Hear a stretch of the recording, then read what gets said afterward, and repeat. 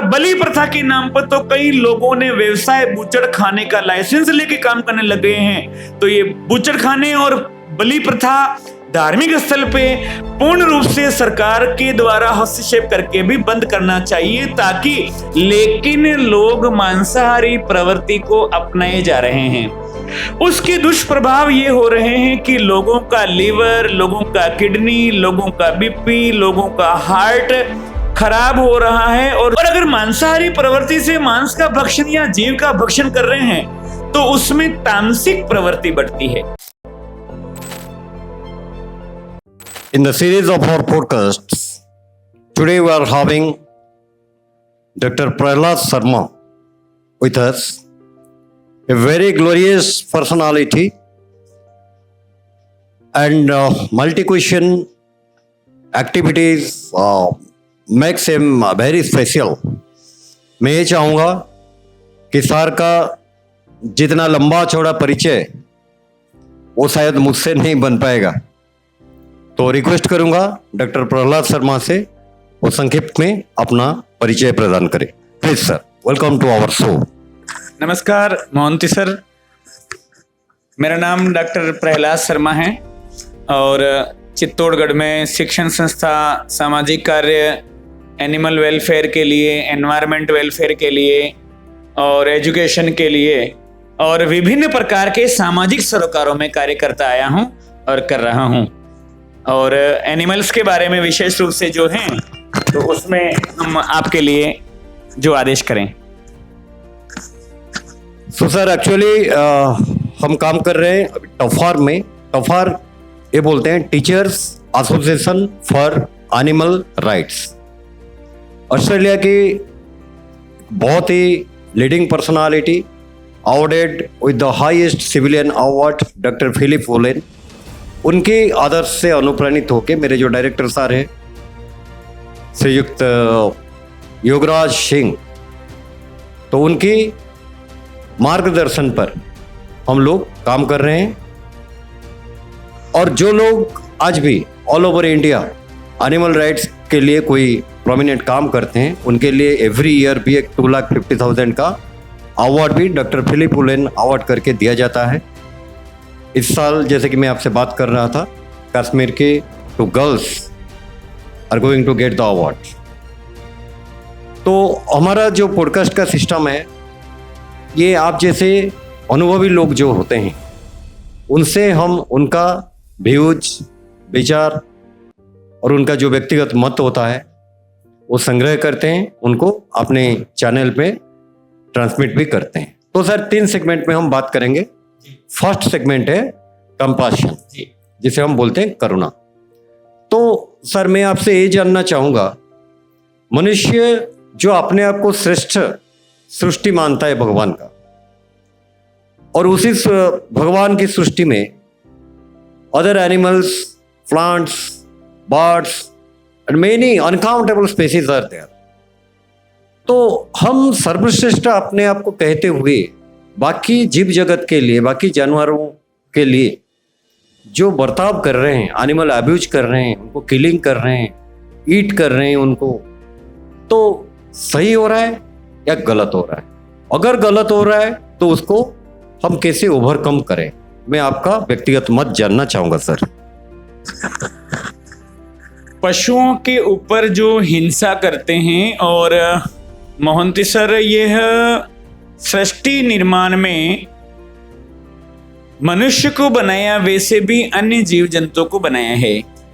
मनुष्य अपनी ब्रेन में स्पीच सेंटर है, इस वजह से अपने मन की बात, भावना की बात शब्दों के द्वारा बोल के कह देता है। पीड़ा हो रही है या खुशी हो रही है, दुख हो रहा है या सुख हो रहा है, उसको व्यक्त कर पाता है। लेकिन मनुष्य के अलावा समस्त प्रकार के जो जीव है वो मूक जीव होते हैं। बोलने की क्षमता और सामर्थ्य उनका होता नहीं है। उनके ऊपर हमें दया करनी चाहिए, और उनके ऊपर जो हिंसा हो रही है, मांसाहार के रूप में उनका भक्षण किया जा रहा है, उनको दबाया जा रहा है, उनको इस प्रकार से यूज किया जा रहा है मनुष्य के द्वारा कि उनका जीवन है ही नहीं, इस दृष्टि को मान के किया जा रहा है, जो पूर्ण रूप से गलत है। एनिमल राइट ह्यूमन राइट जैसा मिलना चाहिए ताकि उनका शारीरिक और आत्मिक और समस्त प्रकार का पोषण हो और वो फले फूले। धन्यवाद सर। यहाँ पे एक चीज बोलना चाहूंगा। मान लीजिए सुबह हम बात कर रहे थे, कई जगहों में ऐसे होता है, हम अम्बे माता की जो मंदिर है उसके बारे में बात कर रहे हैं, अमरनाथ में भी वही होता है, बहुत सारे जगह में, कि हम पुण्य कमाना चाहते हैं और मंदिर तक पहुंचना हमारे लिए पॉसिबल नहीं होता है या डिफिकल्ट होता है, तो हम एक के जगह तीन तीन बैठते हैं वो खच्चर या घोड़े के ऊपर, और उनको वो तीखे रास्ते में इतना प्रेशर दे के हम ऊपर जाते हैं दर्शन करने के लिए। क्या ये सही है? ये तो सही नहीं लगता। वैसे जो ट्रांसपोर्ट में यूज हो रहे हैं जानवर, उनको more than their capability we are putting weight, उनके कैपेसिटी के बाहर हम उनके ऊपर ओवरलोड करके गाड़ी उनसे ट्रांसपोर्ट करवा रहे हैं। ऐसे बहुत सारे चीजें, कोई पीट रहा है, कोई गर्म पानी डाल रहा है, कोई मार देता है बिना कुछ सोचे, कोई पत्थर मारता है, कुत्ता आवाज करता है तो हंसी आता है, लोग हंसते हैं। तो ये सब के ऊपर आप एक इंसानियत के नाते अपना क्या सोच या क्या विचार रखेंगे सर? हम वैष्णो देवी जा रहे हैं या विभिन्न माताजी या किसी भी धार्मिक स्थल पे जा रहे हैं और वैष्णो देवी का उदाहरण लेते हैं मोहंती सर, तो वहां 150 किलो का व्यक्ति या 125 किलो का या 100 किलो का व्यक्ति वहां के पशु खच्चर के ऊपर लाद दिया जाता है और खच्चर दुखी होता है, परेशान होता है, घोड़े दुखी होते हैं, परेशान होते हैं और उनको। Welcome to our second segment sir. अभी सेकंड सेगमेंट में हम रखे हैं food habits and the impact of it. हमारे ऊपर अपना हम जो फूड खाते हैं, कंज्यूम करते हैं, उसका प्रभाव क्या और कैसा रहता है। तो इस सेगमेंट में मैं ये बोलना चाहूंगा सर, हमारे पास आज बहुत सारे ऑप्शंस हैं, सब्स्टिट्यूट्स हैं, स्टिल हम एनिमल ईटिंग पे, जैसे कि मेरे डायरेक्टर मुझे बताए थे, मीट ईटिंग मत बोलिए सर, एनिमल ईटिंग बोलिए। आप सोफिस्टिकेटेड वे में बोलते हो मीट ईटर, ऐसा कुछ नहीं होता, यू आर एनिमल ईटर। तो वैसे आज भी हम लोग मैक्सिमम पोर्शन आप अगर बोले तो 100 में से कम 80% लोग तो मीट ईटिंग करते होंगे या सार की लैंग्वेज में एनिमल ईटिंग करते होंगे। तो पहले हम जितने पढ़े थे कि ह्यूमन बॉडी स्ट्रक्चर, ह्यूमन का डाइजेस्टिव सिस्टम वगैरह जो कि वाइल्ड एनिमल जैसा नहीं है, उसको मीट ईटिंग करना नहीं चाहिए, फिर भी लोग करते हैं। इसके ऊपर आप क्या अपना विचार रखेंगे सर? ईटिंग हैबिट को आधार मानते हैं तो शारीरिक बनावट के बारे में मोहंती सर चर्चा करते हैं। तो शाकाहारी जीव की आहार नाल और आंत की लंबाई ज्यादा होती है, मांसाहारी की कम होती है। अगर मनुष्य सर्वाहारी की श्रेणी में आता है और अगर वो मांस का भक्षण करने के लिए उसको होता है, आदि मानव था उसमें मांस का भक्षण करता था, लेकिन वर्तमान की तकनीकी और उच्च स्तरीय जीवन शैली बढ़ने के साथ मनुष्य को शाकाहारी प्रवृत्ति अपनाना चाहिए। सॉफ्ट लैंग्वेज में बोलते हैं कि I am non vegetarian and meat eating habit for me. तो यानी आप एनिमल की खाल उतार के उसी को खा रहे हैं जो गलत है, और हमारे शरीर की ढांचागत संगठनात्मक दृष्टि से हमारा शरीर वैसा बना नहीं है, लेकिन लोग मांसाहारी प्रवृत्ति को अपनाए जा रहे हैं।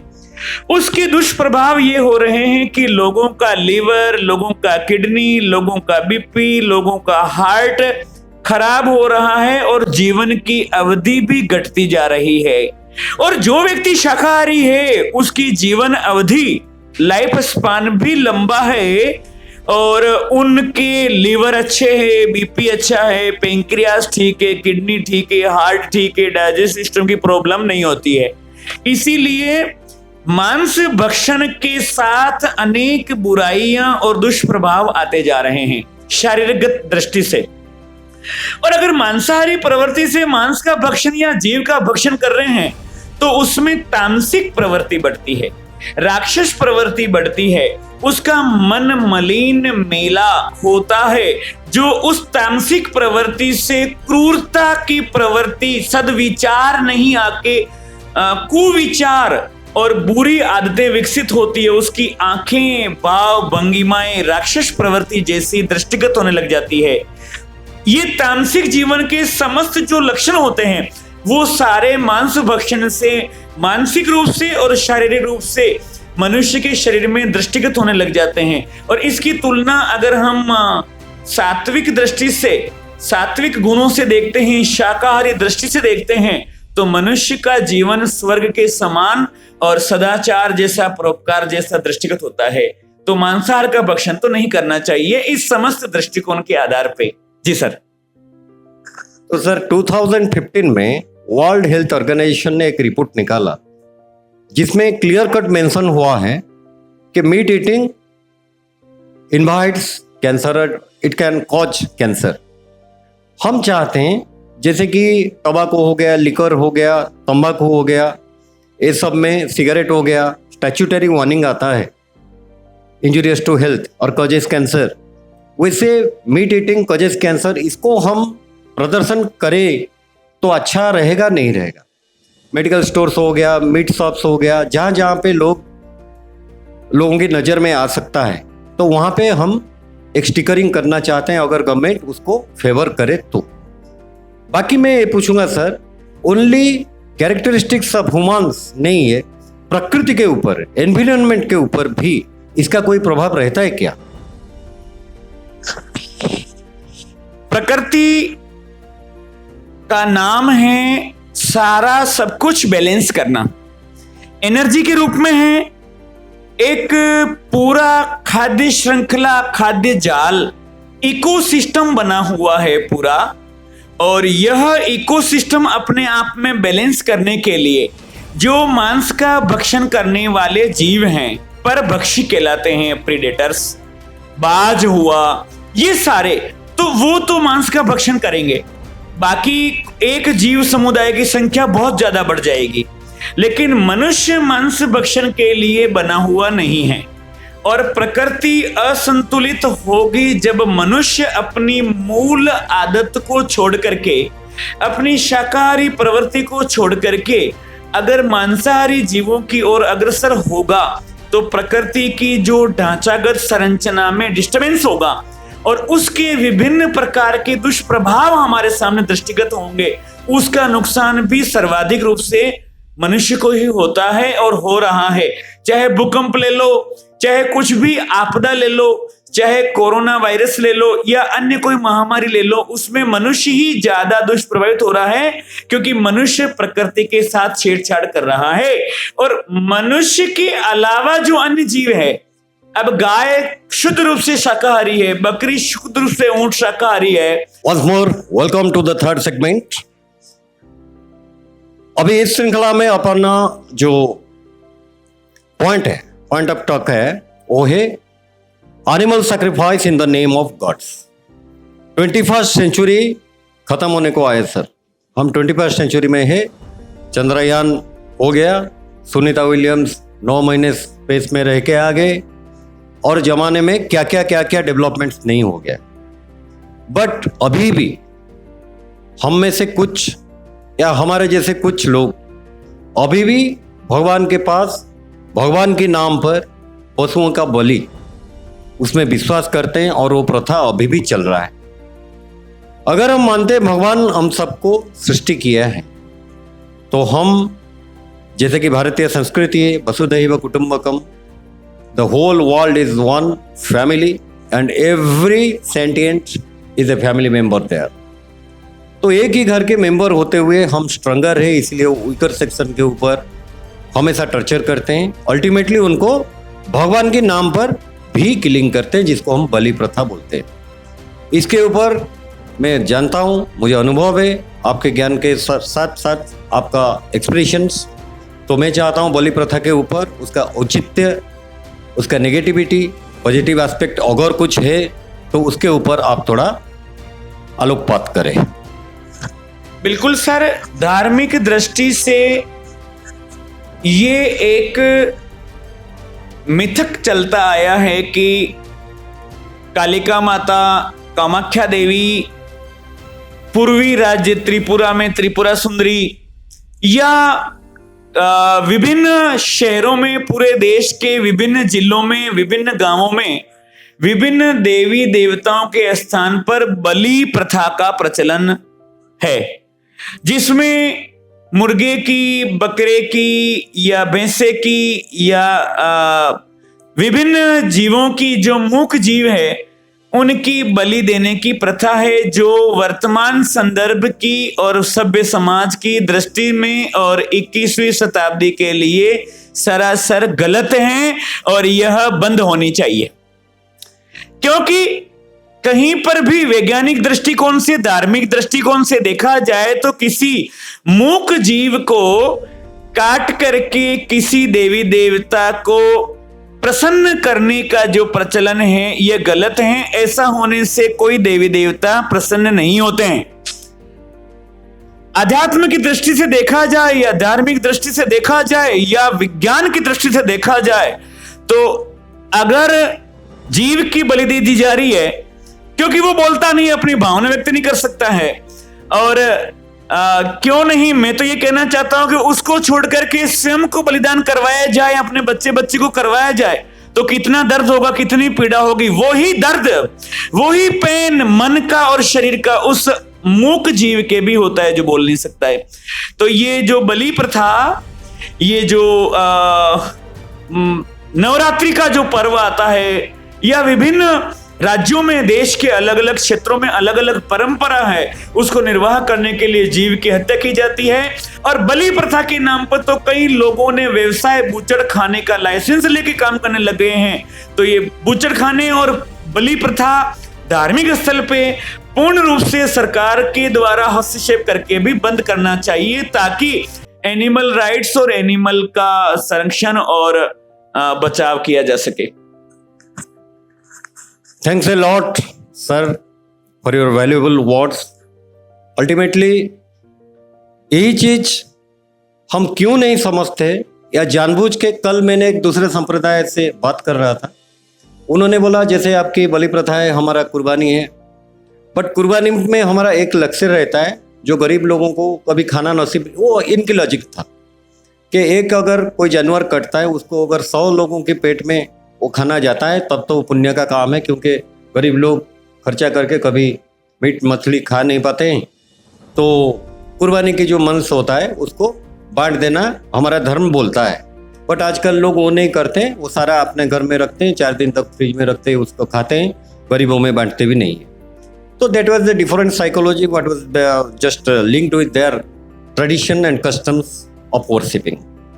और हम हिंदुओं में अभी भी वही चीज़ चल रहा है। उसको बंद करने के लिए अगर आप लोगों का सपोर्ट भी हमारे साथ रहे, हम chief ministers of different states, prime minister office, residential communication के लिए लिंक शेयर कर रहे हैं। आप अपना व्यूज अगर उसके ऊपर लिख सकते हैं तो ये भी एक हेल्प हो सकता है। तो अल्टीमेटली सर एक सवाल पूछूंगा कि टफार की, क्योंकि TAFAR is constituted of teachers only, तो हम लोगों की जो कोशिश है तो उसको लेके आप भी एनिमल वेलफेयर के एंगल में काम करते हैं, अभी हम बात कर रहे थे मॉर्निंग में, तो टफार के लिए आपका रिमार्क्स, आपका सजेशन या एडवाइस क्या रहेगा वो थोड़ा शेयर करिए। जी सर, सजेशन ये है कि समस्त जीवों का जीने का अधिकार है। हमारे प्राचीन संस्कृति से वसुधैव कुटुंबकम की अवधारणा रही है। जियो और जीने दो की अवधारणा रही है। हिंसा को छोड़ के अहिंसा की धारणा रही है।